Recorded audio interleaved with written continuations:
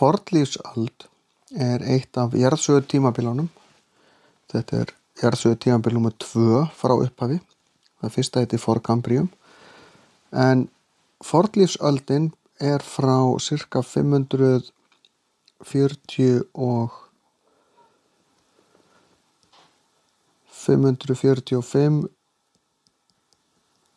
milljónum ára þangað til fyrir sirka 250 milljón árum.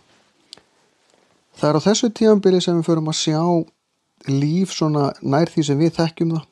Við erum farin að sjá plöntur, við erum farin að sjá dýr, ekki bara bakteríur eða einhver smádýr. Og þau fara að færa sig upp á land.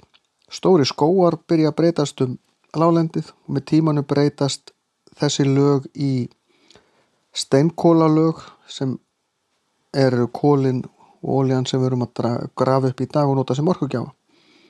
Á þessu tímabili líkt og öðrum í jarðsögunni voru jarðskorpuflekarnir á sífelldri hreyfingu eða reki yfirborð jarðar